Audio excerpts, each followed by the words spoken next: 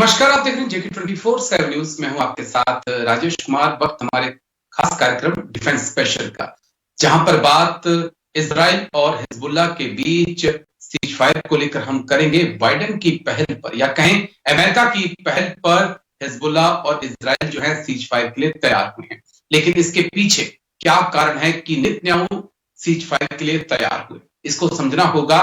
और क्या वाकई में हिजबुल्लाह हमास के बाद इजराइल का टारगेट ईरान होने वाला है? इस पर डिटेल से आगे बातचीत हम करेंगे। साथ ही में बात भारत के तीसरे एयरक्राफ्ट कैरियर की भी होगी, क्योंकि उसका निर्माण बहुत तेजी से चल रहा है। जिस वक्त भारत तीसरा एयरक्राफ्ट कैरियर बनाने में लगा है, उसी वक्त चाइना ने अपने चौथे एयरक्राफ्ट का काम तेजी से शुरू कर दिया है। तो क्या हिंद प्रशांत महासागर में दोनों देश जो हैं वो नौसैनिक तौर पर टकराने के लिए तैयार हैं? इसको भी डिकोड करने की कोशिश होगी। साथ ही में अमेरिका ने अपने B-52 बॉम्बर्स को रूस की सीमा के पास उड़ाया, जिसके बाद मॉस्को के होश उड़ गए। लेकिन क्या वाकई में नेटो वर्सेस मॉस्को हो सकता है? पुतिन इतना बड़ा जोखिम उठा सकते हैं? जिस प्रकार से पुतिन ने पिछले चंद दिनों में धमकियां दी हैं, क्या उसका असर ऐसा हुआ है कि नेटो देश भी अब जवाबी कार्रवाई की तैयारी कर रहे हैं? एक्सपर्ट से इसको भी समझना होगा। लेकिन शुरुआत बड़ी खबर के साथ।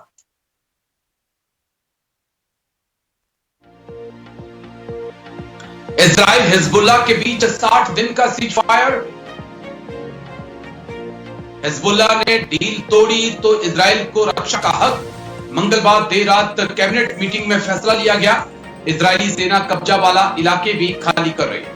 इजराइल हिजबुल्लाह के बीच 60 दिन का सीज फायर। बड़ी खबर आपको बता दें, हिजबुल्लाह ने डील तोड़ी तो इजराइल को नहीं रोकेंगे, बाइडेन बोले। मंगलवार देर रात कैबिनेट की मीटिंग में फैसला हुआ। बड़ी खबर इस वक्त की आपको बता दें, इजराइल हिजबुल्लाह के बीच 60 दिन का सीज फायर। हिजबुल्लाह ने डील तोड़ी तो इजराइल को नहीं रोकेंगे। मंगलवार देर रात कैबिनेट की मीटिंग में फैसला हुआ। इजराइल से कब्जे वाले इलाके खाली करने को कहा गया। बड़ी खबर आपको बता दें, इजराइल हिजबुल्लाह के बीच 60 दिन का सीज फायर। हिजबुल्लाह ने डील तोड़ी तो इजराइल को नहीं रोकेंगे। मंगलवार देर रात कैबिनेट की मीटिंग में नेतन्याहू ने फैसला किया। इजराइल से कब्जे वाले इलाके खाली करने को कहा गया है। लेबनान के लोगों का लौटना शुरू हो चुका है। हिजबुल्लाह ने डील तोड़ी तो इजराइल को नहीं रोकेंगे। मंगलवार देर रात कैबिनेट की बैठक में फैसला हुआ। इजराइल से कब्जे वाले इलाके को खाली करने को कहा गया। इजराइल हिजबुल्लाह के बीच 60 दिन का सीज फायर। चलिए जल्दी से एक बार ग्राफिक्स प्ले कर दीजिए, उसके बाद फिर चर्चा की शुरुआत करेंगे। नेतन्याहू की सीज फायर को मंजूरी क्यों? यह समझना होगा कि जो नेतन्याहू पूरी तरह से हिजबुल्लाह को मिटा देना चाहते थे, खत्म करना देना चाहते थे, वो अचानक से सीज फायर के लिए तैयार कैसे हो? इसको आपको समझना होगा। पहला कारण तो यह है कि बाइडेन की विदाई जो है वो अमेरिका से होने वाली है। क्या यह कारण हो सकता है? ये एक्सपर्ट ही बता पाएंगे। ईरान पर इजराइल अब पूरा फोकस करना चाहता है, लेकिन क्या हिजबुल्लाह को दबाए बिना इजराइल ऐसा कर सकता है? ये भी अहम पॉइंट है। थके हुए रिजर्व सैनिकों को आराम देना, क्योंकि ऐसी खबरें आ रही थी कि बहुत सारे सैनिक इजराइल के अब लड़ना नहीं चाहते हैं, वो कुछ पल जिंदगी के आराम से जीना भी चाहते हैं। तो क्या इस कारण नेतन्याहू को मजबूर होना पड़ा है हमास को अलग थलग करना? क्योंकि इजराइल जब से हिजबुल्लाह से उलझा हुआ था, तब से माना जा रहा था कि हमास को वक्त मिल रहा है फिर से इकट्ठा होने के लिए। तो क्या वाकई में हमास के कारण ऐसा हुआ है? कई अहम पॉइंट हैं जिनको समझना होगा, और समझाने के लिए आज हमारे साथ दो खास मेहमान चर्चा में जुड़ चुके हैं। कर्नल संजीत सिरोही, जाने माने डिफेंस एक्सपर्ट हैं, वो हमें ज्वाइन कर चुके हैं। बहुत बहुत शुक्रिया सर। जय हिंद। सबसे पहले थैंक यू समय देने के लिए। Thank you sir. विदेश मामलों के जानकार करोड़ी सिंह जी भी हमारे साथ जुड़ चुके हैं। बहुत बहुत शुक्रिया करोड़ी जी। जय हिंद आपको भी। चर्चा की शुरुआत कर्नल संजीत सिरोही सर आपके साथ में करूंगा। कर्नल संजीत सिरोही सर, क्या कारण है कि 3 दिन पहले जो नेतन्याहू किसी भी सीज फायर के लिए तैयार नहीं थे, अचानक से वो सीज फायर के लिए तैयार हो गए। क्या जो विदाई बाइडेन की होने वाली है अमेरिका से वो एक कारण है, या फिर ईरान पर इजराइल चाहता है कि फोकस पूरी तरह से किया जाए? सब राजेश जी, सबसे पहले तो मैं आपको धन्यवाद देता हूं कि आपने अपने चैनल पे मुझे बुलाया और बहुत अहम डिबेट के डिस्कस करने के लिए। तो सबसे पहला पॉइंट है ये, जो जैसे आपने खुद कहा है कि नेतन्याहू जो है सीज फायर के लिए क्यों मान गए। पहली चीज तो मैं बताऊंगा, आप इसमें देखेंगे कि इसमें तीन मेन प्लेयर हैं, अमेरिका, फ्रांस और इजराइल, और उसके साथ हिजबुल्लाह। तो ये जो तीन प्लेयर है, इसमें सबसे बड़ा जो प्लेयर है जिसकी वजह से मुझे लगता है सीज फायर है, वो फ्रांस है। क्योंकि फ्रांस जब से ओके। हिजबुल्लाह के ऊपर हमला हुआ है, जब से जो इजरायली फोर्सेस जो है सदर्न लेबनान में आगे बढ़ने शुरू हुए और बैरूत पे लगातार जो बमबारी चल रही थी, उसमें सादे सारा जो नुकसान हिजबुल्लाह तो उठा रहा था, लेकिन उसके अलावा जो फ्रांस ने वहां पे इन्वेस्टमेंट की है, फ्रांस का लेबनान में बहुत ज्यादा इन्वेस्टमेंट है। तो फ्रांस नहीं चाहता था कि ये लड़ाई जारी रहे।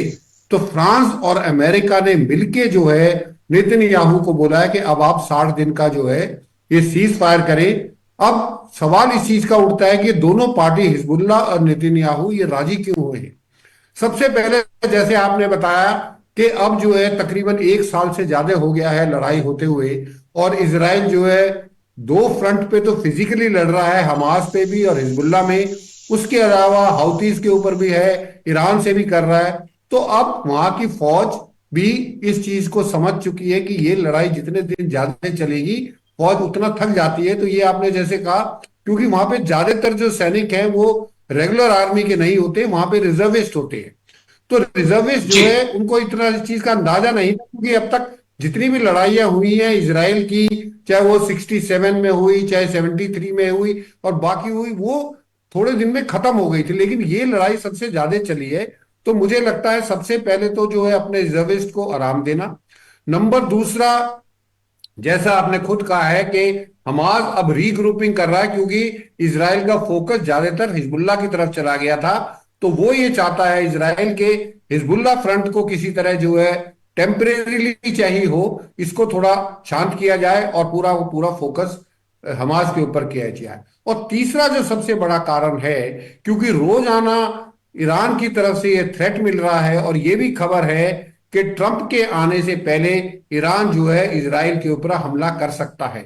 तो इन सब चीजों को ओके। मद्देनजर रखते हुए मुझे लगता है नेतन्याहू को ये जो है 60 दिन का जो सीज फायर है ये एक्सेप्टेबल हुआ है। दूसरी तरफ अगर आप हिजबुल्लाह को देखें तो हिजबुल्लाह का बहुत नुकसान हुआ है। तकरीबन वहां पे जो है 3700 या 3000 4000 लोग मारे गए हैं। करीब 10 लाख लोग जो है वहां डिस्प्लेस्ड हो गए हैं।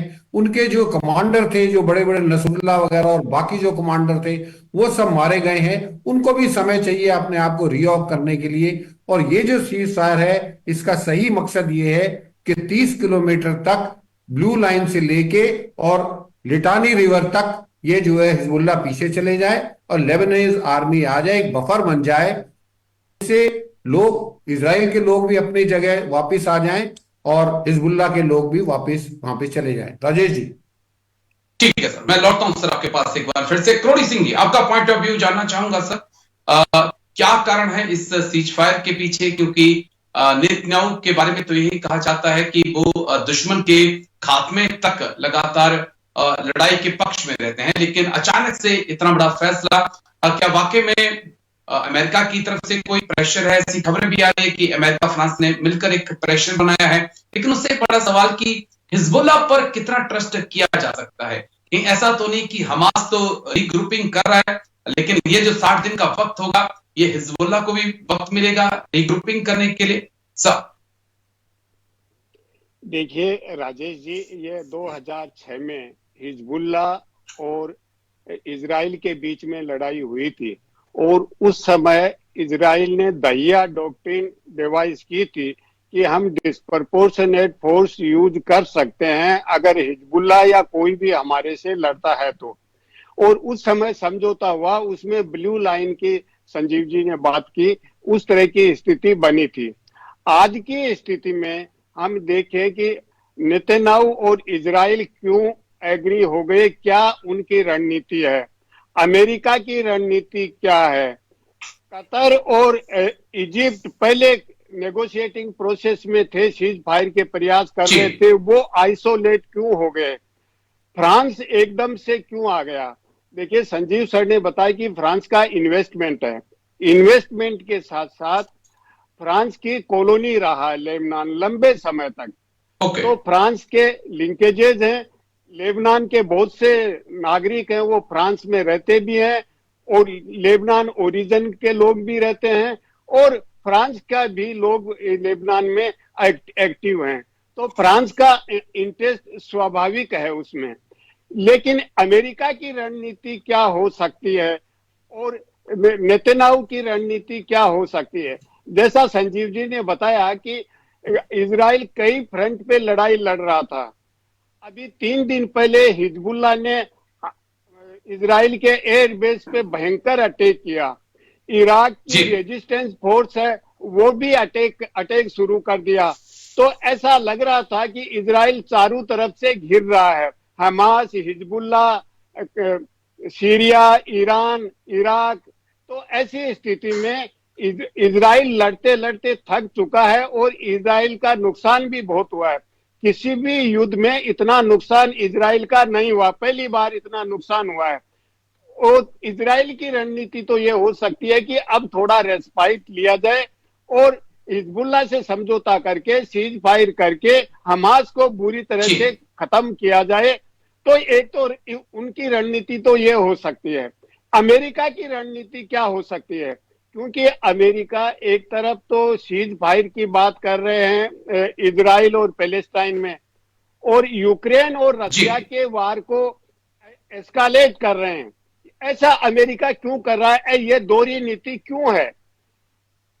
देखिए ट्रंप ने अपने चुनाव प्रचार के दौरान कहा था कि मैं जीता तो युद्ध को समाप्त कर दूंगा, और रशिया विशेष रूप से पुतिन और ट्रंप के अच्छी अंडरस्टैंडिंग है पहले से। तो शायद बाइडेन प्रशासन ने अपनी रणनीति के तहत ये सोचा कि अगर शांति स्थापित करता है तो इजराइल और पैलेस्टाइन की क्रेडिट ट्रंप को मिलेगी और हमारे को एक डिस्क्रेडिट मिलेगी कि आपने लड़ाई लड़ी और अमेरिका के रिसोर्सेज वहां खत्म किए। रशिया के साथ बाइडेन प्रशासन ये नहीं चाहता कि शांति स्थापना हो, नेटो भी नहीं चाहता। तो ऐसी स्थिति में उसको एस्कालेट कर रहे हैं। और जो नेटो के दूसरे साथी हैं यूरोप में, वो भी ट्रंप से थोड़े बहुत भयभीत हैं। तो वो भी ये चाहते हैं कि इस यूक्रेन का मामला है वो एस्कालेट हो जाए तो ट्रंप उससे निकल नहीं पाए और ट्रंप की मजबूरी हो जाए कि वो नेटो की मदद करे और रशिया को डिफीट दे। तो वहां की रणनीति तो ये है। यहाँ की रणनीति ये है कि एक बार सीज फायर कर लिया जाए।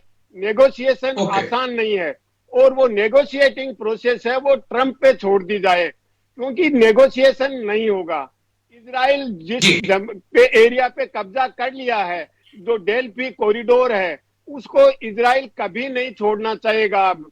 तो ऐसी स्थिति में सीज फायर तो कर लिया जाए, हो सकता है हमास से भी सीज फायर कुछ समय हो जाए बाइडेन प्रशासन में, लेकिन आगे नेगोशिएटिंग प्रोसेस होगी वो ट्रंप के लिए डिफिकल्टी होगी। तो दोनों ही स्थितियों में बाइडेन प्रशासन ये चाहता है कि वहां की घरेलू राजनीति को देखते हुए ट्रंप के लिए एक कांटों का ताज डोनाल्ड ट्रंप को दिया जाए। मैं आता हूं सर आपके पास। बिल्कुल कि कांटों का ताज डोनाल्ड ट्रंप को दिया जाए, मैं इसको और डिटेल से आपसे समझूंगा आगे। लेकिन मैं आपके पास आ रहा हूं कर्नल संजीत सिरोही सर। हाल ही में एक स्टेटमेंट आई थी इजराइल के ईरान के ऊपर अटैक के बाद खामेनी के प्रशासन की तरफ से कि ईरान एक बड़े हमले की तैयारी में है और जवाब तो इजराइल को दिया जाएगा। क्या एक सीधा टकराव अब हम इजराइल और ईरान के बीच देख सकते हैं, और डोनाल्ड ट्रंप के आने के बाद क्या इजराइल को और ज्यादा प्रोत्साहन मिलेगा कि आप तेहरान की तरफ और एग्रेसिव होइए, क्योंकि डोनाल्ड ट्रंप के ऊपर 4 से 5 बार जो अटैक हुए उन्हें जान से मारने के, उसके आरोप सीधे तौर पर ईरान पर लगे हैं और ईरान नहीं चाहता कि डोनाल्ड ट्रंप जो है वो राष्ट्रपति बने। अब कैसे आप देख रहे हैं?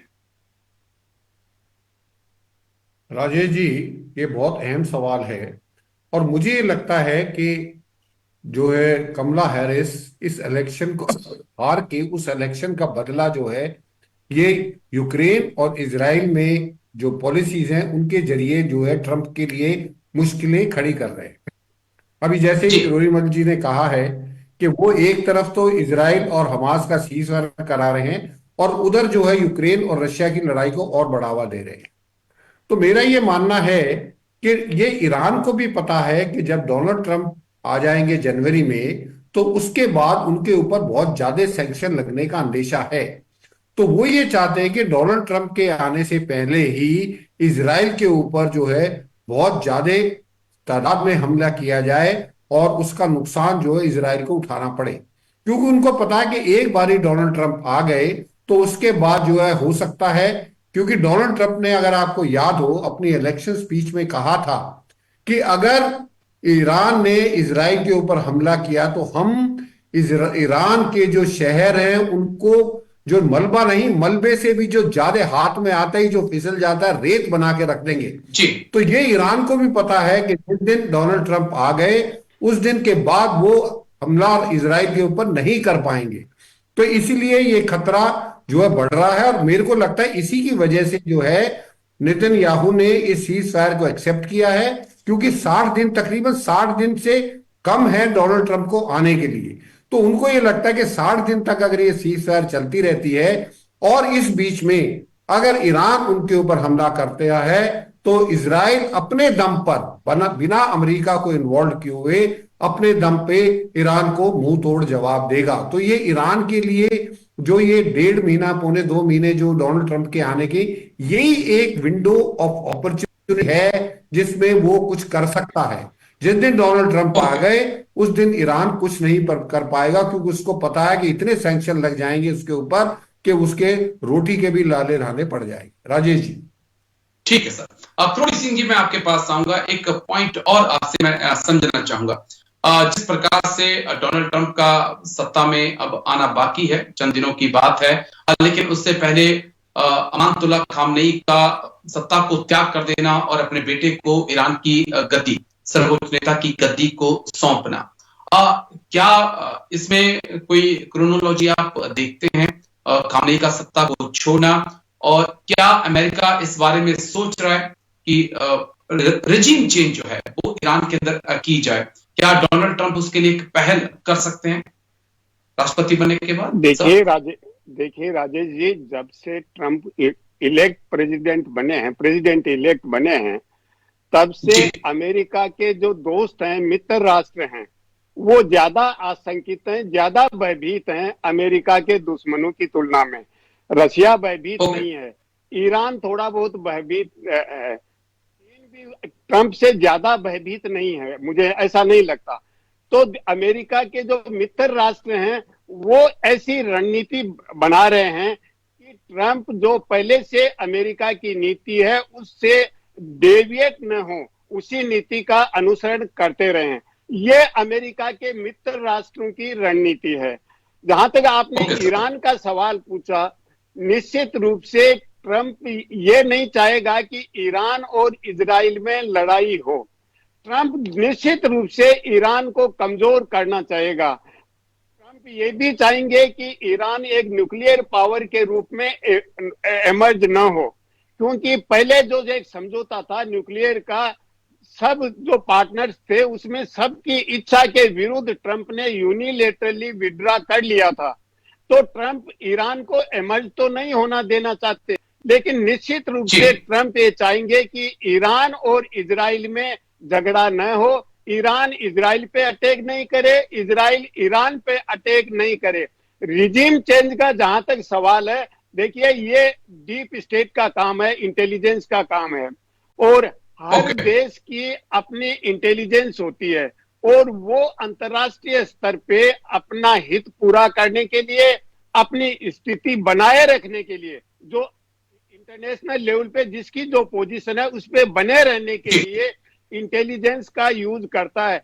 क्योंकि जंग है वो तो लास्ट रिजोर्ट होता है, जंग में कोई आसानी से नहीं जाना चाहता, तो दूसरे साधनों से अपना हित पूरा करना चाहते हैं। तो निश्चित रूप से ईरान में अमेरिकन, इजरायली और जो उनके मित्र राष्ट्र हैं उनकी इंटेलिजेंस को, गुप्तचरों को एक्टिव करके कुछ ऐसे जासूसी घोंसले ईरान में बनाएंगे जिससे वहां की जनता को इनके अगेंस्ट में किया जाए, खोमेनी के, और फिर आगे अव्यवस्था फैला के वहां अमेरिका के पास जाए तो रिजीम चेंज की बात कर सकते हैं।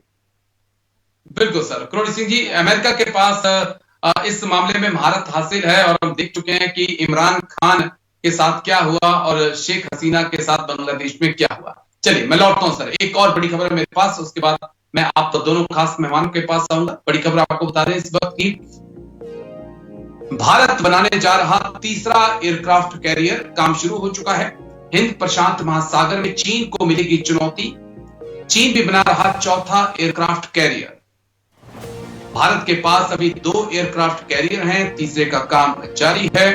भारत बनाने जा रहा तीसरा एयरक्राफ्ट कैरियर, हिंद प्रशांत महासागर में चीन को मिलेगी चुनौती, चीन भी बना रहा चौथा एयरक्राफ्ट कैरियर। भारत के पास अभी 2 एयरक्राफ्ट कैरियर। बड़ी खबर, भारत बनाने जा रहा है तीसरा एयरक्राफ्ट कैरियर। तो भारत लगातार इस काम में लगा हुआ है और चीन भी अपनी नेवी के विस्तार में लगा हुआ है। चीन की तमाम कोशिशें हैं कि वो अपनी नेवी को ब्लू वाटर नेवी बनाए और इसके लिए दिन रात मेहनत चीन के अंदर चल रही है।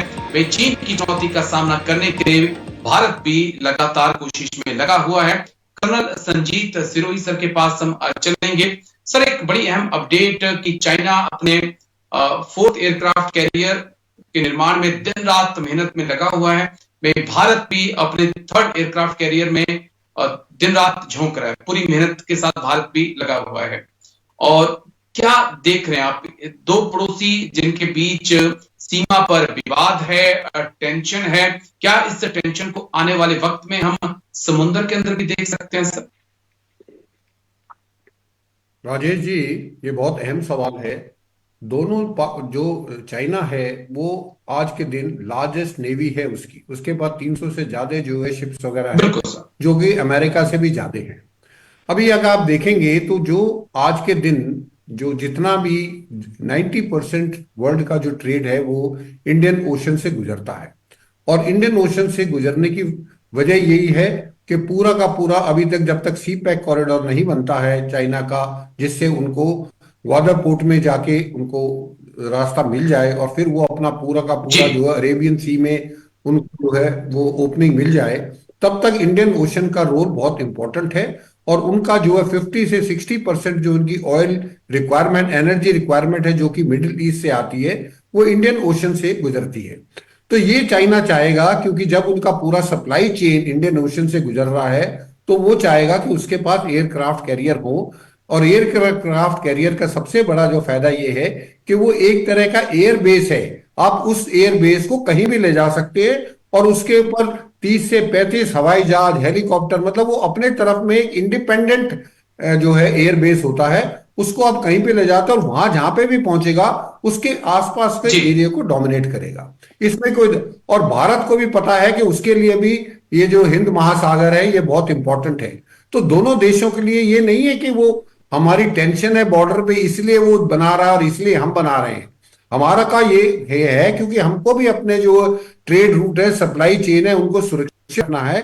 तो सुरक्षित रखने के लिए कल खुदा ना खास्ता इंडिया और चाइना की अगर लड़ाई हो जाती है तो उस समय एयरक्राफ्ट कैरियर्स की जरूरत पड़ेगी। अभी प्रॉब्लम क्या है, इंडिया के पास फिलहाल 2 हैं और जब तीसरा बनेगा तब तक जो हमारे पास पुराने वाला विक्रमादित्य है जो कि हमने रशिया से लिया था वो तब तक पुराना हो जाएगा। तो हम चाइना से पीछे हैं, हमको अपनी स्पीड और बढ़ानी पड़ेगी। और वैसे भी अगर तीनों एयरक्राफ्ट कैरियर भी हो तो एक टाइम पे एक ना एक एयरक्राफ्ट कैरियर नॉर्मल मेंटेनेंस के लिए, रिपेयर के लिए डॉकयार्ड में आता है और उसको काफी समय लगता है। आपने 1965 में भी हमारे पास एयरक्राफ्ट कैरियर था लेकिन हम उसको इस्तेमाल इसलिए नहीं कर सके कि वो उसकी रिपेयरिंग चल रही थी।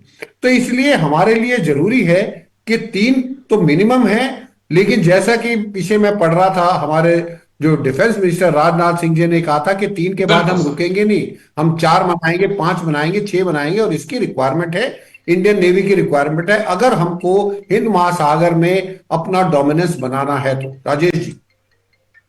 ठीक है सर। करोड़ी सिंह जी, मैं आपके पास आ रहा हूं। करोड़ी सिंह जी, किस प्रकार से भारत चीन संबंधों को आप आंकते हैं?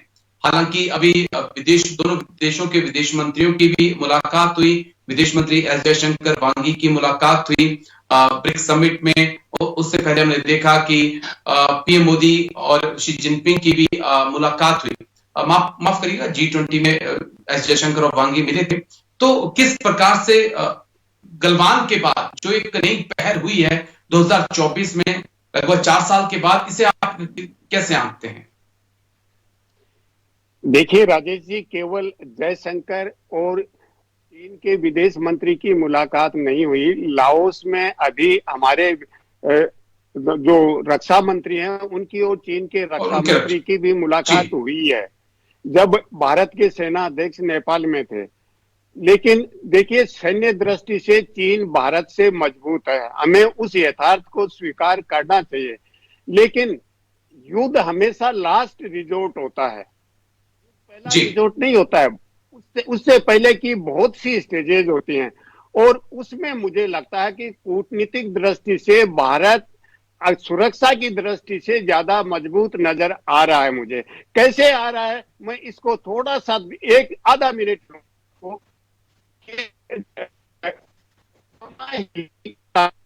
अमेरिका की पैसिफिक पार्टनरशिप, और उसमें south east Asia, pivot Asia की वो बात करते थे।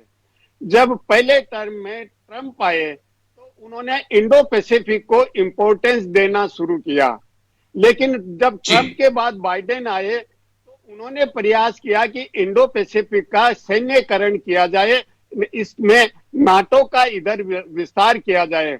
भारत को नाटो की समिट में बुलाया, भारत नहीं गया।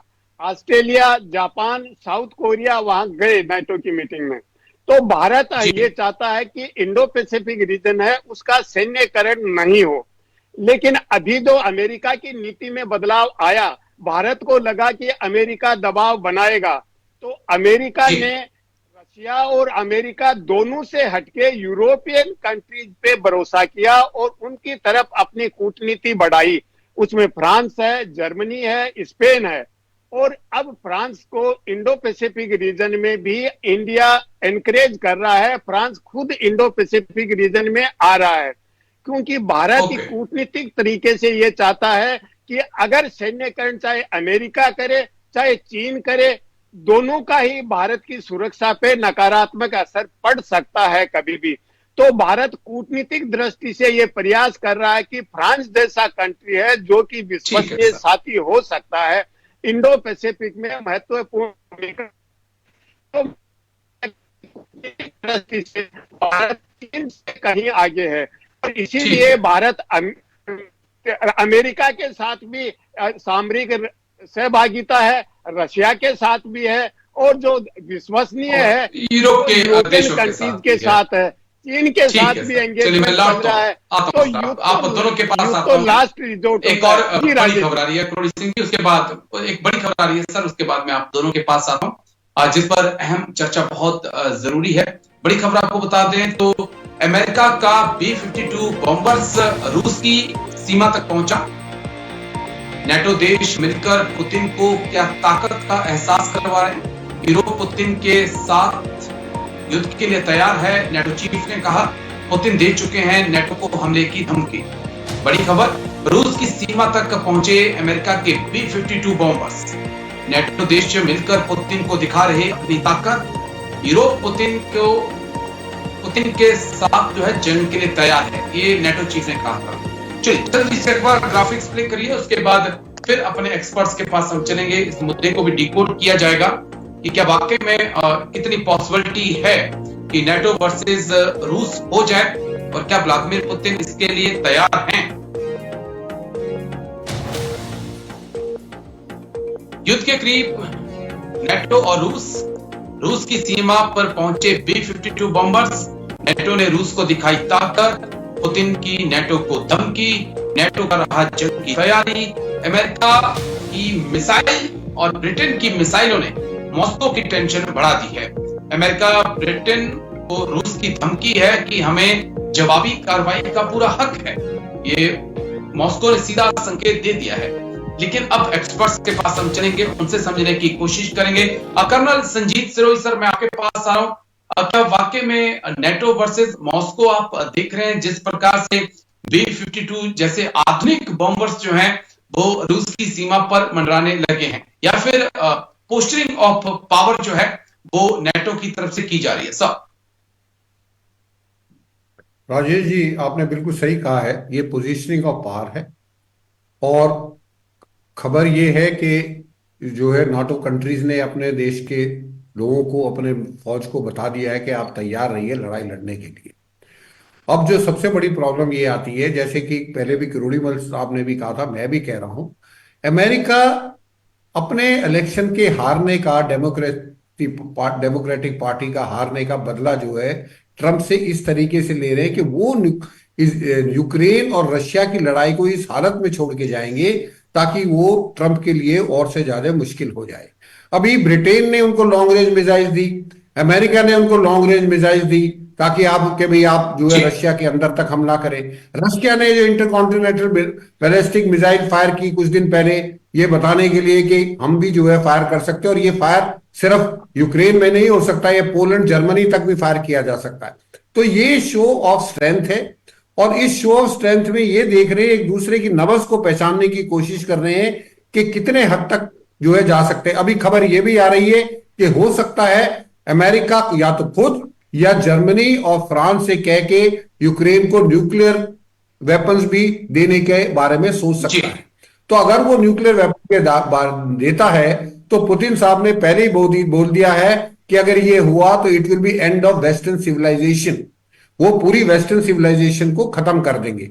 तो ये अभी दोनों तरफ से जो है बयानबाजी चल रही है, और मुझे जो मेरा अपना मानना है कि मुझे नहीं लगता कि नाटो जो है इतनी बड़ी गलती करेगा कि रशिया के ऊपर अटैक करके, क्योंकि अगर रशिया के ऊपर नाटो अटैक कर देता है तो ऑब्वियसली रशिया उसको रिटेलिएट करेगा। रशिया रिटेलिएट करेगा तो उसके साथ नॉर्थ कोरिया कूद जाएगा, हो सकता है चाइना भी डायरेक्टली और इनडायरेक्टली कूद जाए, तो ये थर्ड वर्ल्ड वॉर की तरफ बढ़ सकता है। मेरे को नहीं लगता कि जो बाइडेन इतनी बड़ी गलती करेंगे, पर अभी प्रॉब्लम जो बाइडेन की ये है कि उनकी अपनी तो मानसिक स्थिति ऐसी नहीं है कि वो कोई डिसीजन ले सके, लेकिन जो उनके ऑफिशियल्स हैं वो इस गेम को खेल रहे हैं, और वो अपनी उनकी पूरी कोशिश है कि ट्रंप के आने से पहले इतनी मुश्किलें पैदा कर दो कि ट्रंप अगले 4 साल तक जो है इन्हीं मुश्किलों में फंसे रहे, और 4 साल के बाद डेमोक्रेटिक पार्टी द्वारा। समय थोड़ा सा कम है आज, माफी चाहूंगा, बस आखिरी 1 मिनट मेरे पास बचा है। किरोड़ी सिंह जी, क्या वाकई में बाइडेन चाहते हैं कि एक कांटों का ताज जो है डोनाल्ड ट्रंप को पहनाकर जाए? यही कारण है कि नेटो भी आक्रामक हो रहा है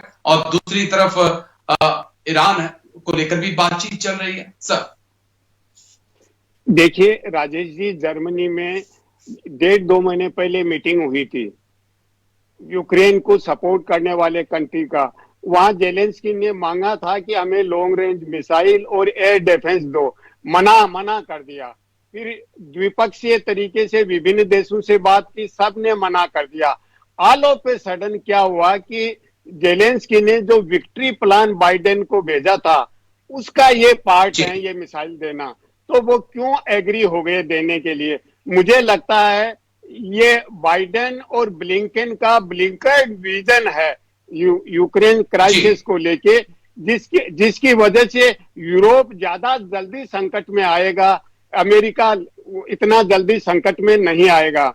लेकिन यूरोपियन कंट्रीज भी ये चाहते हैं कि ट्रंप है वो उन पे दबाव बनाएगा, उन पे ये भी दबाव बनाएगा कि आप अपने बजट का कुछ पैसा नेटो को दो, अमेरिका खर्च नहीं करे। तो अब जो नेटो के सदस्य देश हैं वो भी अमेरिका के साथ हो गए, और ब्रिटेन और फ्रांस मीटिंग कर रहे हैं कि किस तरह से नेटो इन्वॉल्व हो यूक्रेन वार में। तो अभी वो ये चाहते हैं कि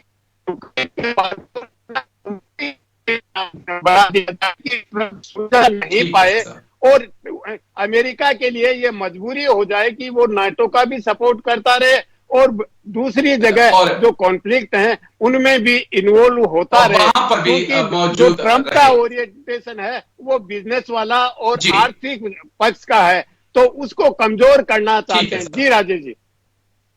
जी चलिए, बहुत बहुत शुक्रिया आज आप दोनों खास मेहमानों का। कर्नल संजीत सिरोही सर बहुत बहुत शुक्रिया। प्रोडी सिंह जी आपका बहुत बहुत शुक्रिया मेरे साथ खास चर्चा में हिस्सा लेने के लिए, तमाम पहलुओं पर इतनी बारीकी से बात रखने के लिए। डिफेंस स्पेशल में आज मेरे साथ इतना ही, कल फिर होगी मुलाकात। दीजिए इजाजत, नमस्कार।